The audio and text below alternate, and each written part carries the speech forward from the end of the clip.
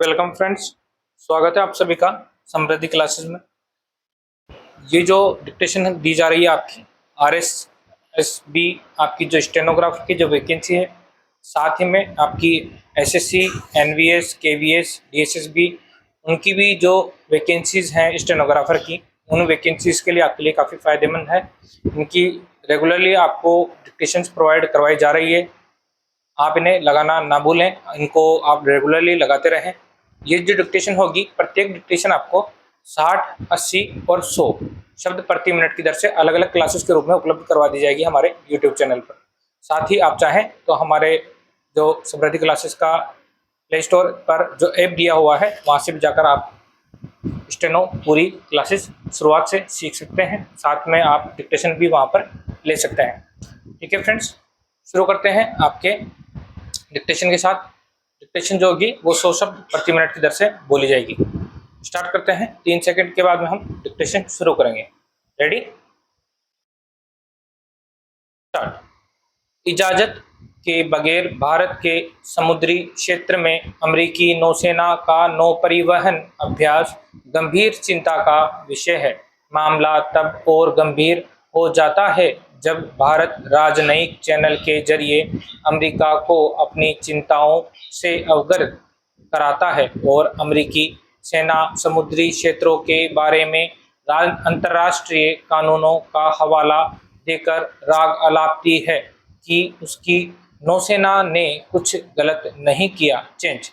अमेरिकी नौसेना के 7वें बेड़े ने खुद बयान जारी कर खुलासा किया था कि 7 अप्रैल को उसके युद्धपोत USS जॉन पॉल जोन्स ने नौ परिवहन अधिकारों और स्वतंत्रता का प्रदर्शन किया। यह सब लक्षद्वीप से 130 समुद्री मील दूर भारतीय क्षेत्र में किया गया। बयान में जिस तरह की भाषा का इस्तेमाल किया गया वह कम आपत्तिजनक नहीं है। बयान में कहा गया, भारत का यह दावा कि उसके विशेष आर्थिक क्षेत्र में सैन्य अभ्यास या आने जाने से पहले उसे सूचना देनी होगी, अंतर्राष्ट्रीय कानूनों से मेल नहीं खाता। अमेरिकी नौसेना पहले भी ऐसे अभ्यास करती रही है, आगे भी करती रहेगी। अमेरिकी अभ्यास न सिर्फ भारत की समुद्री परिवहन सुरक्षा नीति का उल्लंघन है, बल्कि देश की संप्रभुता के लिए बड़ी चुनौती भी है। किसी भी तटीय देश के विशेष आर्थिक क्षेत्र की सीमा समुद्र तट से 200 नॉटिकल मील की दूरी तक होती है। इस क्षेत्र में किसी भी सैन्य गतिविधि के लिए उस देश की इजाज़त जरूरी है। अंडमान निकोबार में एक चीनी जहाज ने 2019 में इसी तरह की हरकत की थी। तब भारत के कड़े विरोध का अमेरिका ने समर्थन किया था। अब उसकी नौसेना ने वही किया है, लेकिन अमेरिका सरकार ने चुप्पी साध रखी है। क्वाड देशों के नेताओं की बैठक में हिंद प्रशांत क्षेत्र में फ्रीडम ऑफ नेविगेशन को मजबूत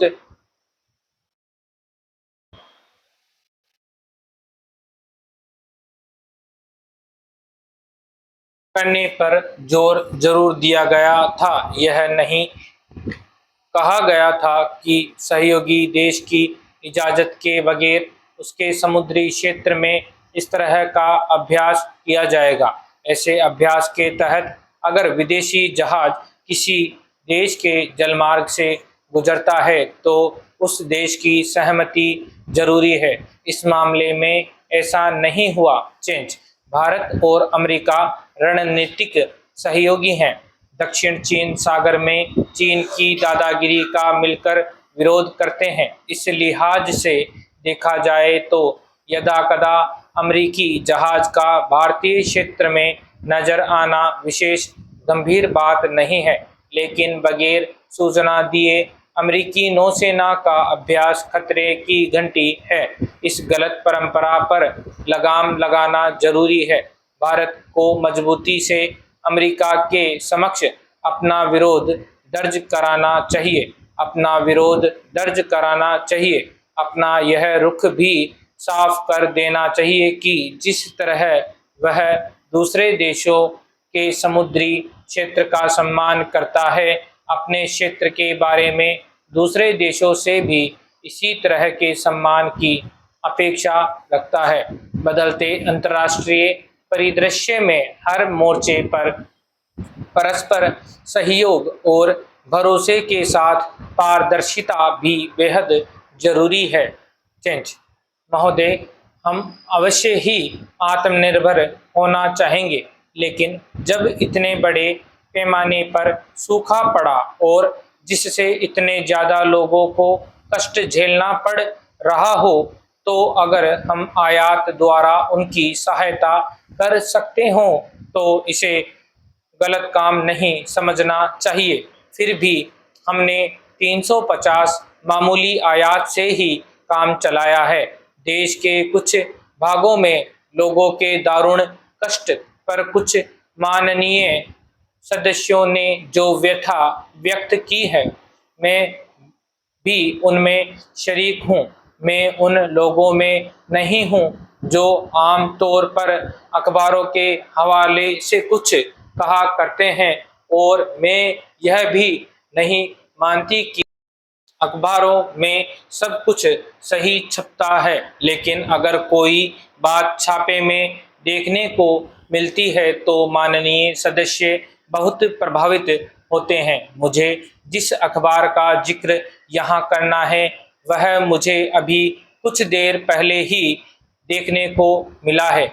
इसमें एक विदेशी संवाददाता, जिसने त्रिपुरा को छोड़ सूखाग्रस्त सभी राज्यों महाराष्ट्र, गुजरात, राजस्थान और मैसूर का दौरा किया है, जो कुछ लिखा है वह मैं आपको सुनाना चाहूँगी। मैंने देखा कि अधिकांश भारतीय कृषि क्षेत्र वर्षा की कमी का सामना करने के लिए पहले की अपेक्षा कहीं अधिक समर्थ हैं। हरित क्रांति असफल नहीं हुई है। प्रधानमंत्री इंदिरा गांधी ने जब पिछले साल गर्व के साथ कहा था कि भारत अनाज के मामले में आत्मनिर्भर हो गया है, तो वह लगभग सही बात कह रही थी। जैसा कि मैंने कहा, हमारी अर्थव्यवस्था ऐसी परिस्थितियों का सामना करने में सक्षम है। इस साल हुआ यह है कि मुख्य रूप से वर्षा सिंचित प्रदेशों में मोटे अनाज के उत्पादन पर प्रभाव पड़ा है। हमारी विकास गतिविधियों के कारण गेहूं की पैदावार वर्ष प्रति वर्ष बढ़ती रही है। जिन इलाकों में अक्सर सूखा पड़ता है, उनके लिए अलग से उपाय करने की जरूरत है। जैसा कि सदन को मालूम है, एक विशेष दल इन दिनों ऐसे क्षेत्रों के विकास के लिए कार्य प्रणाली को अंतिम रूप दे रहा है, जो समग्र विकास के अंग के रूप में कार्यान्वित होगी। चेंज हमारी चिंता का एक और विषय है खाद्यान्न की कीमतों में वृद्धि की समस्या। कृषि उत्पादन में हुई कमी की स्थिति का अनुचित फायदा उठाया गया है और प्रत्येक प्रयास को विफलता का सूचक बताते हुए शुरू से ही अभाव की मानसिकता को बढ़ावा दिया गया है, जिसके कारण विभिन्न स्तरों पर जमाखोरी तथा सट्टेबाजी की प्रवृत्ति पनपी है। सदन को मालूम है कि हम अगले सीजन में गेहूं के थोक व्यापार को अपने हाथ में लेने की योजना बना रहे हैं। इसका उद्देश्य खाद्य अर्थव्यवस्था के अंतर्गत कुछ उन तत्वों को निर्मूल करना है जो जमाखोरी और सट्टेबाजी को बढ़ावा देते हैं।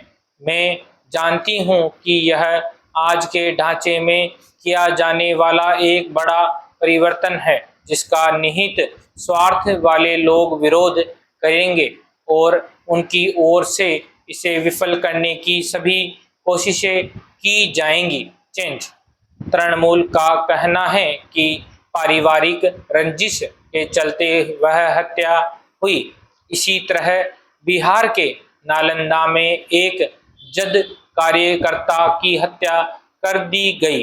बताया जाता है कि वह कार्यकर्ता 7वें चरण के दौरान एक मतदान केंद्र पर एजेंट था।